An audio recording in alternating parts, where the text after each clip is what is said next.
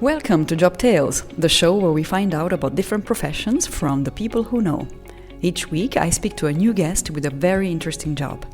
You'll hear about their personal paths to doing what they do, the skills required, a couple of advices, and the tools they use for the job. I'm Laura Leoncini, and today my guest is Yannick Haar, political consultant based in Berlin. Having recently joined the job market, Yannick will explain his path from his early academic choices, his initial path to become a teacher, and how he switched to political consulting and specifically renewable energy sources. Yannick Haar, when I first saw your LinkedIn profile, I was intrigued about your very specific title, political consultant for renewable energy sources. And I said, I want to interview this guy. And thank you for accepting. So my first question to you is, did you want to become a political consultant from the beginning? No, really not really. When I started studying, I wanted to become a teacher. So when I studied in Germany, originally in Freiburg, I studied history and English literature and linguistics. And it was in Germany, it's a very straightforward program to study to become a teacher. And so for the longest time of my studies, I never thought about going into politics or into consulting. And that just was something that I figured out, or I turned to, let's say, three-thirds through my studies. And even then, it was not something where I decided I want to do political consulting, but I just wanted to study politics and international relations, and just kind of wanted to see where it would go from there. What was the trigger to get into politics and political science? I think most of it was really actually working as a teacher for some time. So I applied for a German school abroad in Rio de Janeiro and worked there for about half a year. And when I worked there, I started noticing that I really liked the job, but at the same time, I started being nervous about just knowing this is going to be my job for the next, 40 years or so. Okay. And Well, I'm curious to know, like, what in particular was giving you these kind of red flags? well, you would assume you know that before, but when you actually start working and teach history, you notice that there's not going to be so much change in the next, let's say, 5, 10, or 20 years about what you have to tell the students, And at the same time, I noticed that I was always interested in politics. I was always interested in international politics. But when I made the decision to actually study, I always felt like, okay, our nowadays politics, our international system, international politics itself, is very much set in place. There's not much movement, not much development, not much to change. At least that was my perception when I started studying in 2012. And then just throughout the next years, as we were all, I guess, following international politics, we noticed that there's actually a lot changing. In 2014, I think was very concerning for me, or was what very much impacted that was the annexation of Crimea, and noticing how the discourse about the relations to Russia changed, but also the topics on China, on Chinese industries, on Chinese geopolitics. You could notice over the years how the discourse changed. And at some point I noticed in 2016, 17, right around the time when I was working in Rio, that there's actually much going on in international politics. And I was wondering if it's not too late to kind of switch lanes and go into that path.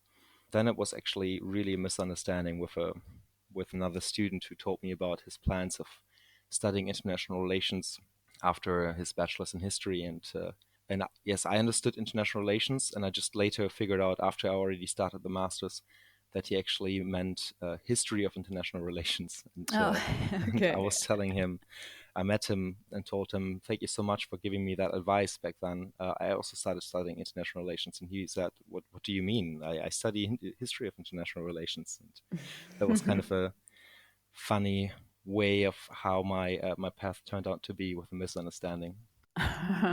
So you finished your, let's say, graduate degree in order to teach, and then you did those 6 months of teaching in Rio, and then you decided to go back to school, and it's the Graduate Institute in Geneva. it was more like the 6 or 7 months that I was working in Rio. It was something that I could do. I could apply there, and later on it would be accounted as an internship, which was obligatory, which was mandatory for my studies. So I could go there and work as a local teacher, and I just had to do that for 7 months to come back, and then it would be counted as a mandatory internship for the studies. But yeah, in general, after that, I've actually finished studying to become a teacher, just to always have the option to I maybe see. turn back at some point to that field. And then it was also the advice of of a friend who actually suggested me, hey, you want to study international relations? How about you study at the Graduate Institute? And then yeah, I tried it and I applied, and so I actually I finished my Staatsexamen in Germany, which is in Germany it's equivalent to a bachelor's and a master's degree, but for all the jobs that you do in extension for the government. But Okay. after that, I did another degree then, and then I did the International Relations and Political Science degree at the Graduate Institute in Geneva. Okay. And that's a 1 year study That was a or 2-year 2 year program study. actually. Okay. Yeah, and most of it was in Geneva, and then well, let's say for the first half was in Geneva, and then for the third semester we were able to make a decision if we do a semester abroad. And this is how I actually ended up in Berlin then, after all, because I did the exchange semester with the Hertie School of Governance here in Berlin. And for the fourth semester, as I didn't have any courses left, just decided to stay in Berlin and see where it's going from here. Wow. So that's quite a bit of studying and quite a bit of deciding, what to do in life. And compared to the average people that I interview, you're closer to my listeners than others because you just started your career. Can you tell me a bit in detail what did you do after you finished your studies at the graduate, and how did you end up getting your first job?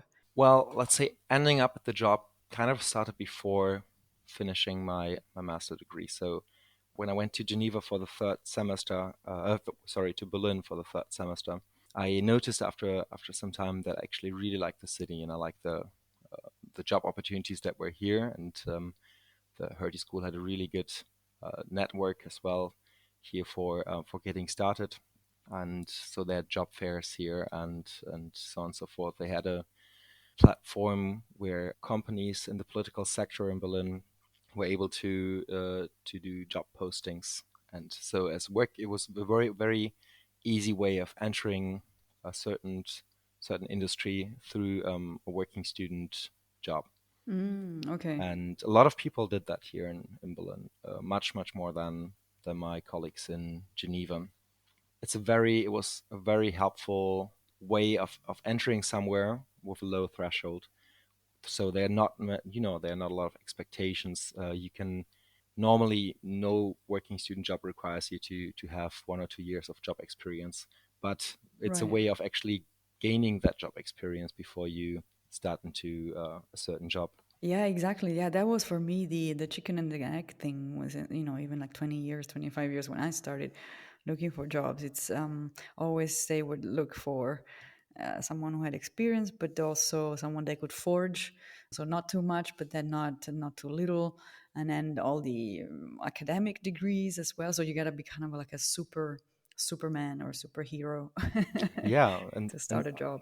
and I feel like that's one of the biggest problems also for yeah for political consultancy, or for a lot of jobs that actually are in the political sector as well. So how do you get that job experience when everybody you want to apply to asks for job experience? So for me, always working as a working student was the only solution I actually saw to get some of the experience and then be able to apply somewhere. And so for me, when I finished the third semester, I had to think about if I actually want to go back to Geneva or just stay here for the fourth semester, write my master thesis here in Berlin, and maybe start working on the side. So I already have a foot in the door. And so I checked on the platform of Hertie School here in Berlin, and there was a job offer actually just in, I think that was back in February or March 2021. So there was a job offer where the consultancy looked for a working student in political consulting for a project by the German government. and for another project. So supporting two projects, one project for the German government and the other one for the EU Commission. And I had absolutely no idea actually about energy policy. So my focus was on international investment law and on actually more on theory concepts like regime complexes, but not really hands-on on energy. And I also didn't take an energy course before in my master's. But what helped me was, of course, that there was some German required for the German government project and regulatory analysis, which was something I also focused on, especially here in Berlin. And so when I actually applied for the position, I asked them, it's already very late, it's past the deadline, but can I still send them my application papers? And they said, yeah, of course, we will consider it. And let's say 2 weeks later, I got an invitation to get to know them, to come to the office, and eventually got the job. Okay, yeah, congratulations. So that was who was the one who hired you? I mean, so it was like a German institute. It was a small consultancy called Eclarion, Okay, and it was actually a consultancy that did not only political consultancy but also business consultancy, business promotion. So one of the three departments was actually focused on policy.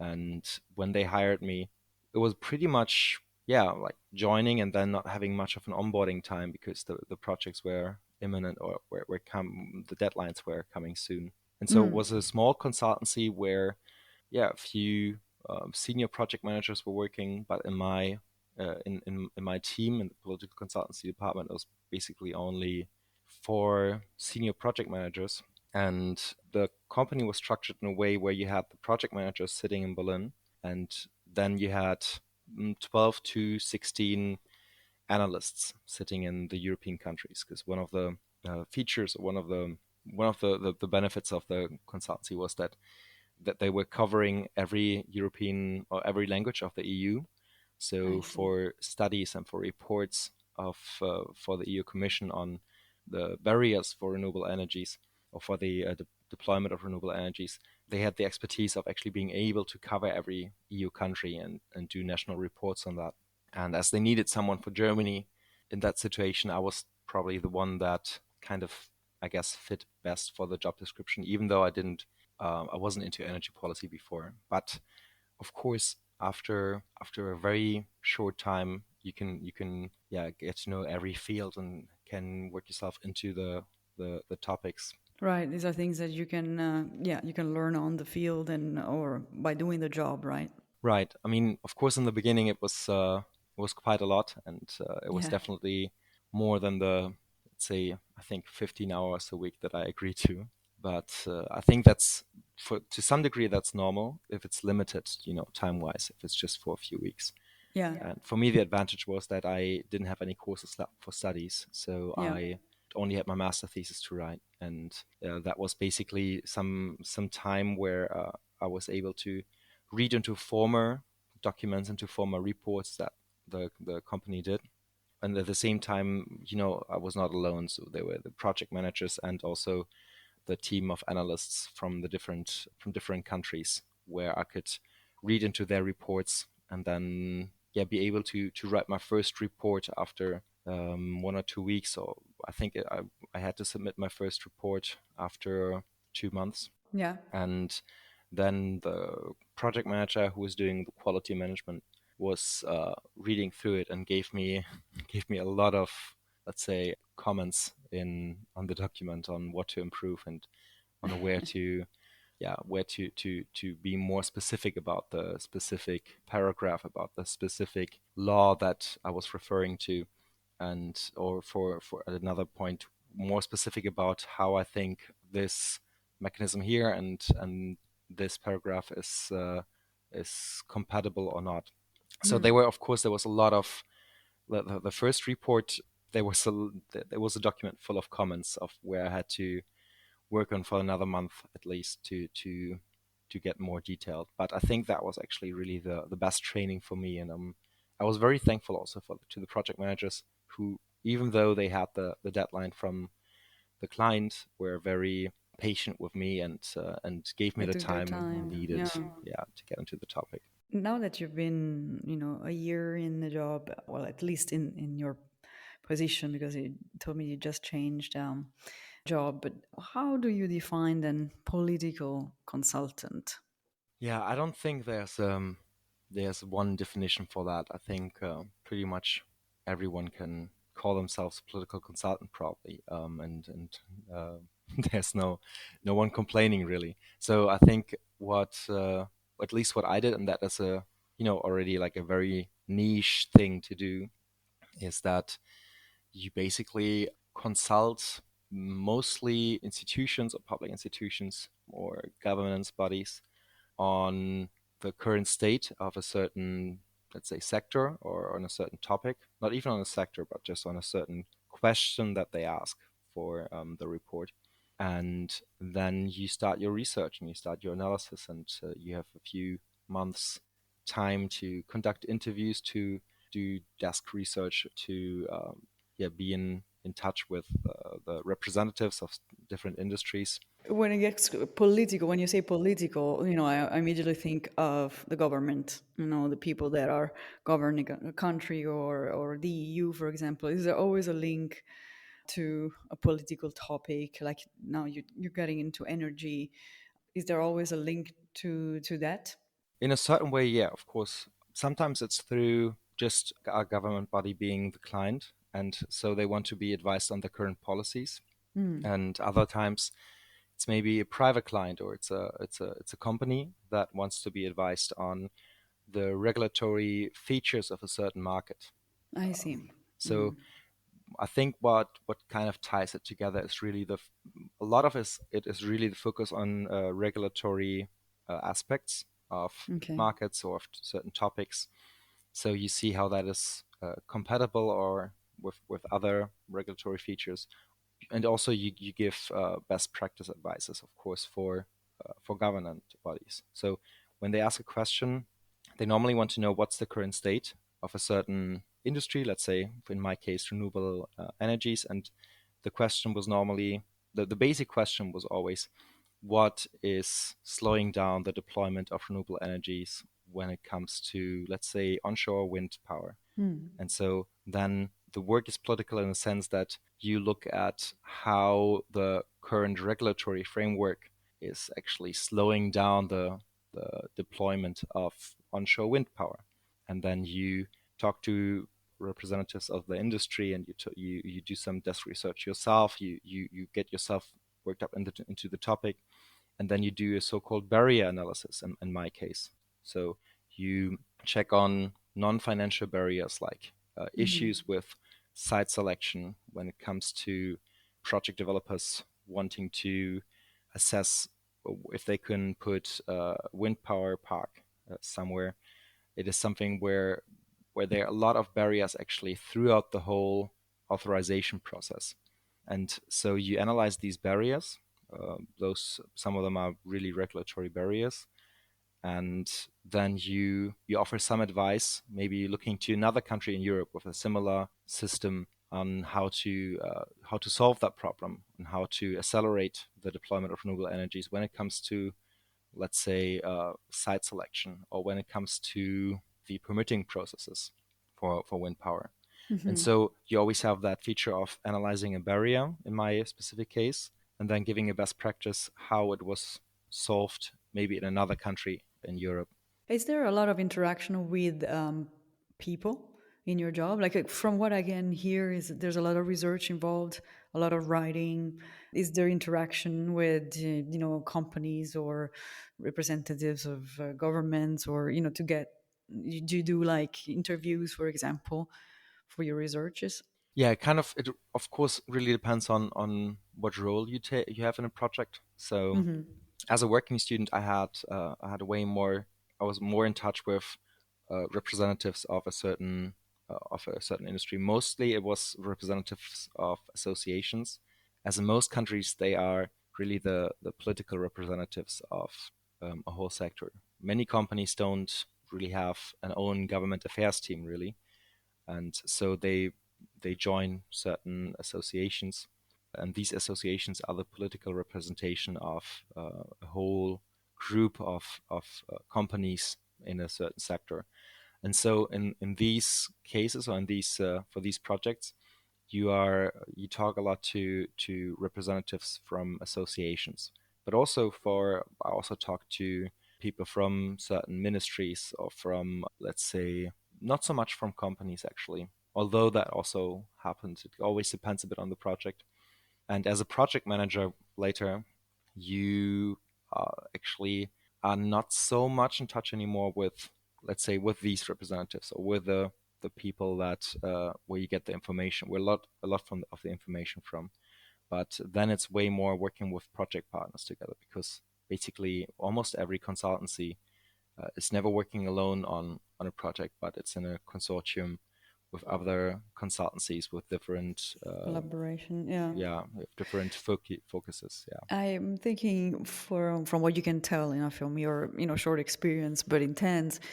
What are the skills that you need to have? Like, what is it that you really need to like in order to fulfill your job? I think one of the most important things, or what helped me the most, was really that I was always really interested into learning something new.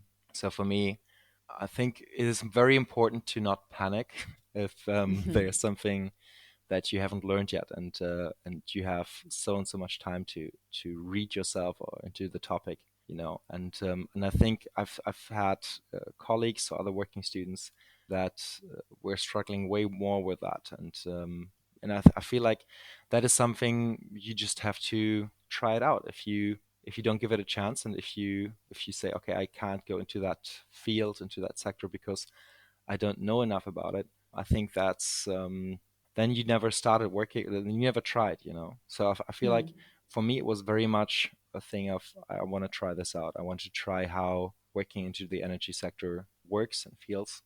So the being able to, or being open to learn something new, and then being able to really to learn a lot in a short time, or to study a certain topic, I think that's one of the things that helps probably the most. And then it's something where I feel like a lot of that is taught really for at least for me in my master's degrees, or my 2 master degrees, where I had to just understand how to systematically learn a topic, and how to structure knowledge for myself. Yeah, and then to be based on that, to start thinking about a topic and creating something on it. If you know what I mean. Would you like to specialize in energy now that you got into it?